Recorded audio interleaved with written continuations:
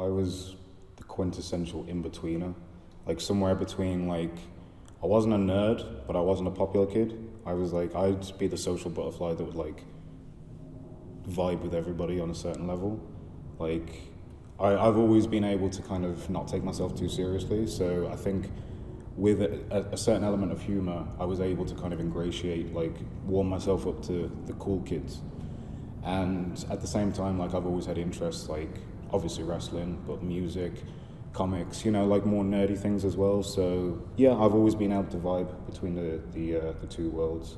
But yeah, childhood wise, it was pretty much just that. It was very much a focus on the things that I love, namely wrestling and music. But yeah, it was pretty chill for the most part. There's not really much to write home about.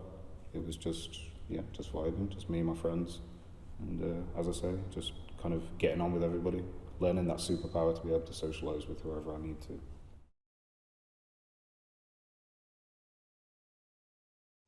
No, I was like the least athletic kid ever.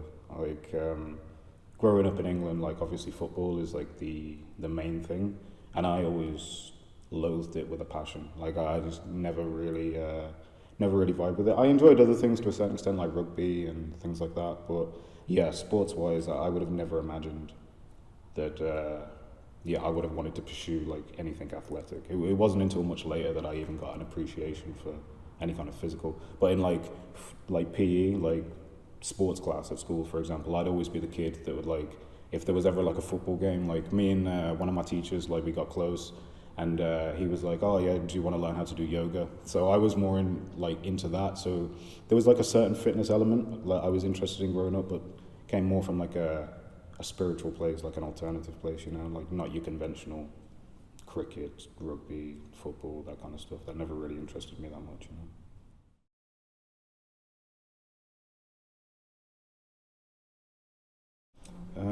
Yeah, well, quirks wise,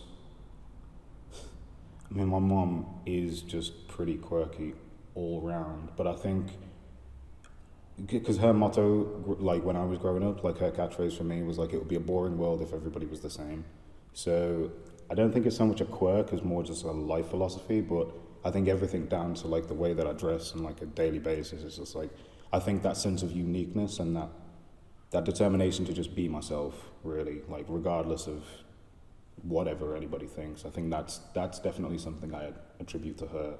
So yeah, I mean, there's a million other things that I could say, but I mean, like sense of humor is another one. But yeah, the main one that I really think of when I think of like what I inherited from, you know, my mom is definitely that individuality. I wouldn't be that person if it weren't for her. That's for sure.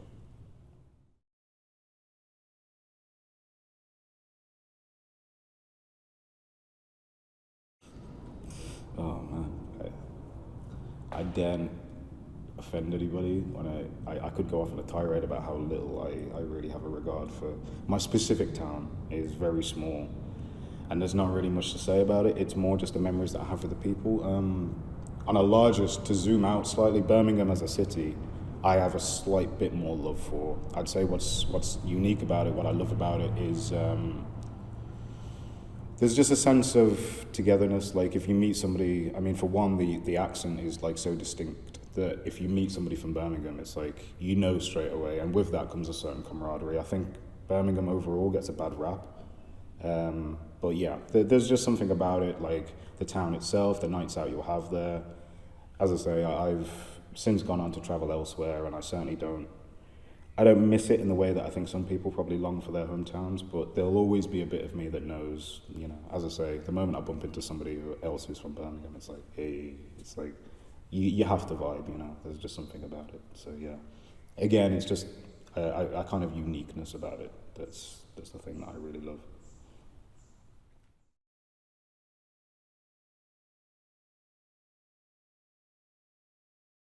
Mm. Listen to music, probably.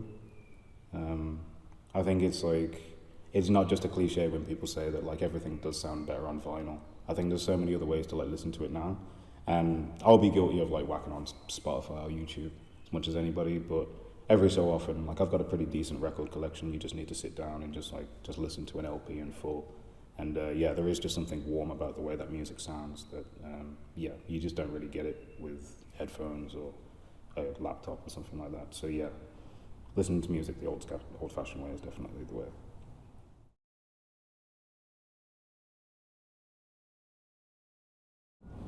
Nothing, keep it all for me. Because I'm very, I don't know, I've always been a bit of an old soul, especially when it comes to the fashion wear, but like pretty much everything I'm wearing right now is like, for me, it's a love of like 1960s rock and roll. Like if you look at pictures of Mick Jagger in like 65, for example, like that for me is like the epitome of fashion, or like what David Bowie used to wear. So for me, I mean, it would be obvious to say that I want everybody to dress like that, but truth be told, I kind of don't, because it's like, this is my dress, you know, like nobody else gets to dress. Well, it's not that they can't dress like this. If I saw somebody else dress like this, I'd be like, right on. But yeah, I mean, as far as like fashion trends are concerned, I don't really follow them as such. It's just I have my kind of taste in music, and yeah, I mean, if people want to start rocking leopard print and boots, then more power to you. Everybody else would look as good as I do.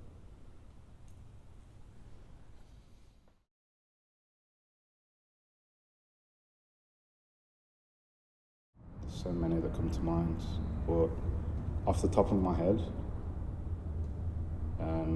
again, kind of delving back into the wrestling side a little bit, it's probably partying with Marty Jeannie after a show that I was on with him. It's kind of crazy how it all came together, but yeah, that would have been in like August, I want to say like 2015 or something. I mean, first of all, I opened the show that he was a part of, and I didn't even have to ask him to do it, but he watched my match, and as soon as I came back, he like pulled me into a side room and like closed the door. It was like, this was good, this was bad, you know, like really just dissected the whole thing, which was amazing, because to have that kind of insight is just, you know, it's invaluable really. But then, as I say, afterwards, kind of hitting the town with him, and you know, just like really vibing with somebody that you kind of grew up watching, like him, like the Rockers were like my favorite tag team growing up. So yeah, that's a really, really standout moment for me. So as I say, that just came off the top of my head.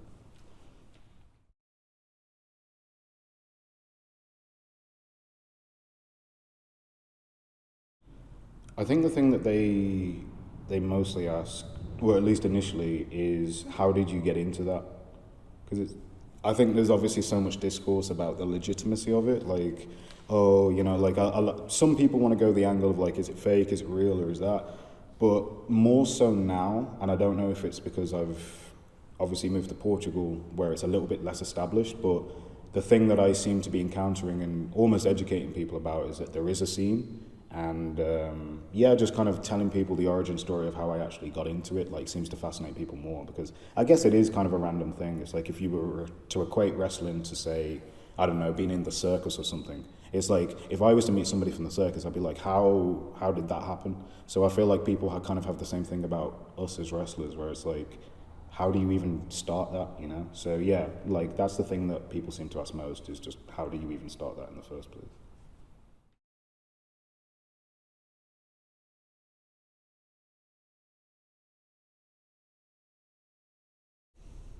A sweet looking jacket, maybe this one, but I've got a couple of others in mind. So that, I mean, I suppose you need like a whole wardrobe. So I'd probably keep it pretty basic, but like the jacket being the distinguishing feature. Um, I mean, do they have like, I don't know if they have plug sockets in heaven, but like if I can like plug in my vinyl player and have my records, then that would definitely help as well. What else do I need? I need like a lifetime supply of my favorite food. So, but I obviously can't be buried with a lifetime supply. Maybe just like bury me with like one bifana, and that will like do me for a while. Just like pick at it for a bit, you know. So yeah, vinyl player, sweet jacket, bifana.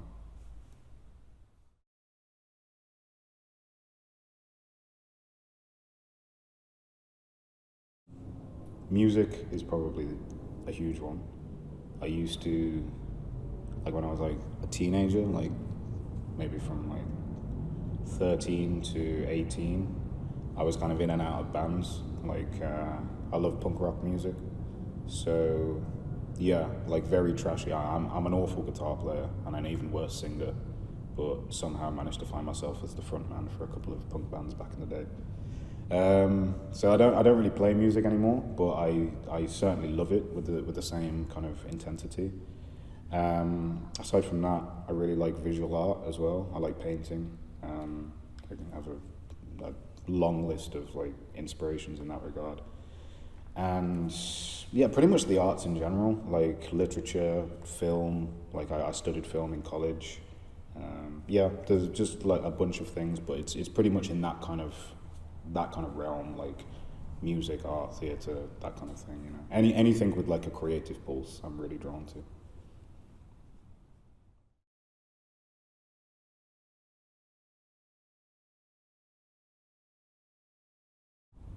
I think it would be something along the lines of like an internal kind of realization about like self-esteem. Because I think as a kid, like I've always been like quite quiet as my natural inclination. And I think with that, like you often get mistaken for being shy or like there being a lack of confidence. And I think like something that I've realized about myself probably only in the last 3 years or so is that there isn't really a lack of confidence at all. Like quite the opposite. I don't think I could step in a ring and do this, or like I just mentioned, like the the whole being in a punk band. Or I've just always had like an affinity for being in the spotlight, and I don't think that really goes hand in hand with being unconfident. So I think that the quietness within me is more just a chill thing. It's more just a zen. Like I'm the kind of person who will like focus and like try and figure out a room if I'm in socially, like, you know, what's the vibe that people are giving off. It's not that I'm stood there being like shy, like scared to say what I want. I think I do have like a quiet confidence about myself, but I didn't really realize that because you have so many years of people saying like, oh, he's shy, is this, is that. I think I subconsciously kind of like, you know, like almost tapped into that idea that, you know, I was lacking something. But yeah, I'd say within the last maybe 5 years or so, I've really come to realize that no, like I am confident. I socialize happily with whomever. It just sometimes it takes me a while to get there. Sometimes I really have to like stake out what I'm looking at before I like truly open up to someone, you know. So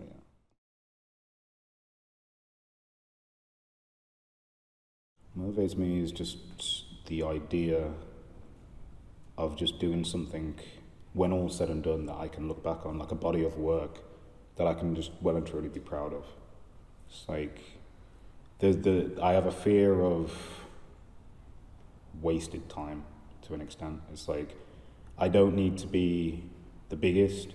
I'd obviously like to be the best, you know, to whatever extent, whatever race it is that I'm in.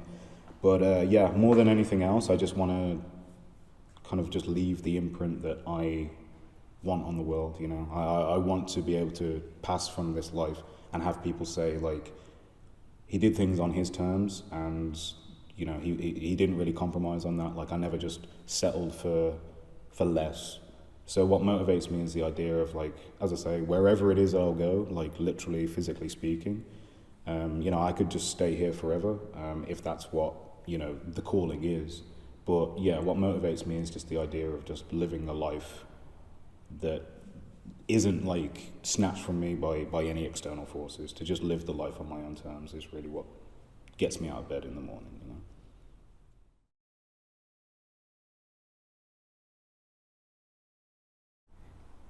Oh, this is so difficult. But I think I would go for invisibility because there's so much room for pranks that could come with it. I have this idea of like, especially like doing it to your friends with one thing, but even your enemies, like imagine like somebody like really gets under your skin, somebody pisses you off, you just invisible, and you, I don't know, you find yourself in their house, for example, and you just start like throwing things around, and before you know it, they think that they've got a ghost or something. You could get them to leave, and then I imagine doing it to like a trillionaire. Like you somehow sneak into their mansion, you're invisible, start throwing things around, convince them that they've got a haunted place. They move out, and then boom, you've got a mansion for nothing. easy living. You could hop on planes, you could travel anywhere you wanted. It would be amazing.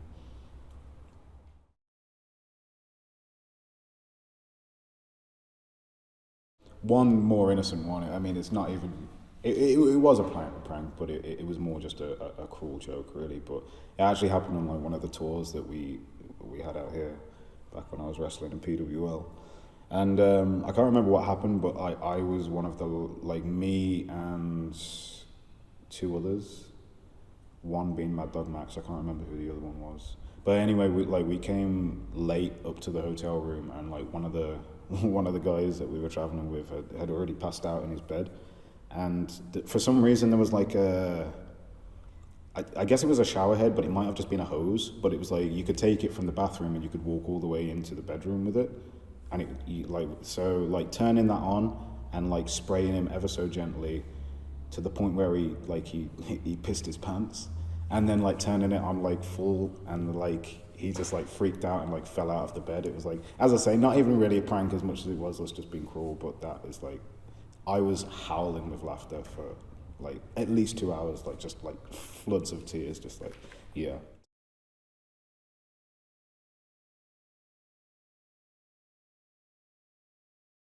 Probably, most recently, surfing.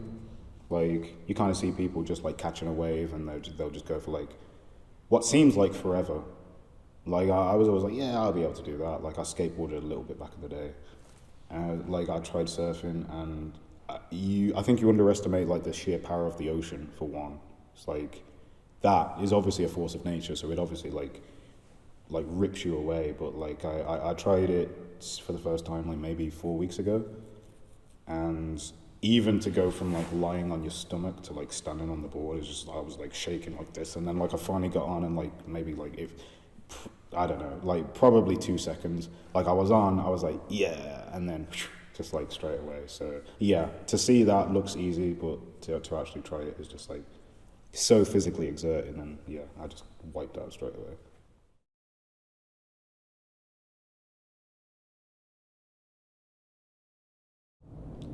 Probably dressing divinely and just being an overall suave motherfucker. Yeah, I honestly don't know, but it would probably just be because like on the streets, you like, I have noticed it's always fun as well when you've got sunglasses on, because like it seems to be this weird psychological thing where if people can't see your eyes, you think, or they think that you can't see theirs. So like I'll just be like this in a public place, and all of a sudden you'll just have people just like staring at you like that. So I don't know, maybe one day if somebody with a news camera is there, then they can pick that up, and I'll just do like a catwalk down the street for them. So probably that.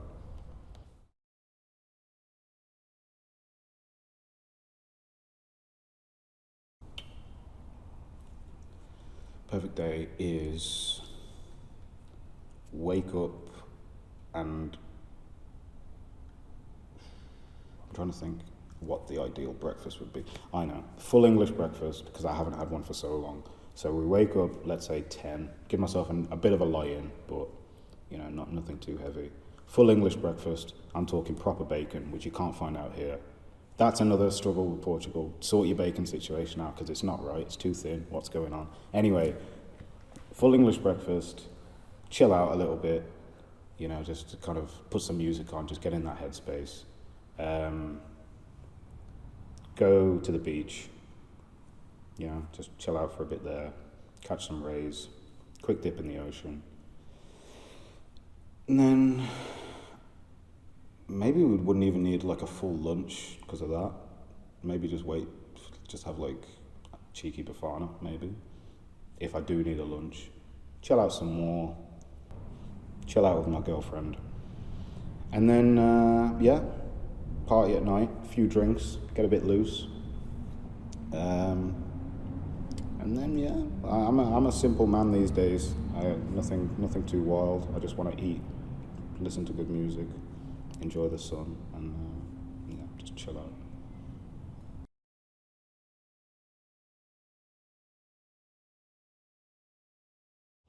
Like, I think at first it would be like, hey, like everybody looks so stylish. But after a while, I'd be like, it goes back to what I was saying before. Like, it's interesting because everybody's different. If I just spoke to somebody and they were like exactly the same as me, it would infuriate me after a while, like pretty quickly. I think after that first day, like there'd be a novelty of like I'll be taking pictures with Claude, like, and then after that it would just be like, oh, do my head in. But for everybody else, like everybody's music taste would improve. I guess that would be pretty sweet. As I say, everybody would look fashionable, and on days where I've actually like shaved a bit, you'd have like a decent haircut. And everybody would have bigger eyebrows, which would probably like piss a lot of people off, but I think it would be alright for like 3 days. Let's say 3 days. 3 days of Hendrix is like that's all you need.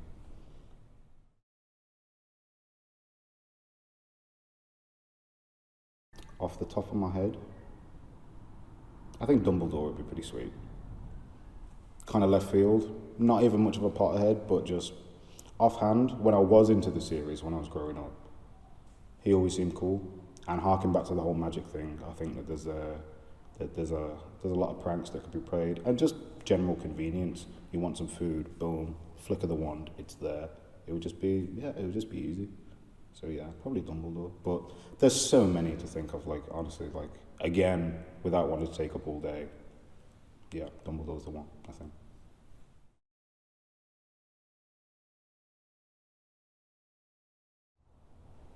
Getting to a point in my life where, again, it harks back to things that we've discussed earlier, but just a lack of compromise. Like, as I sit here, like I feel like pretty much everything up until this point, like my life's not perfect by any stretch of the imagination, but like it pretty much right now, it's the sum of me doing what I want to do. I don't feel like it's been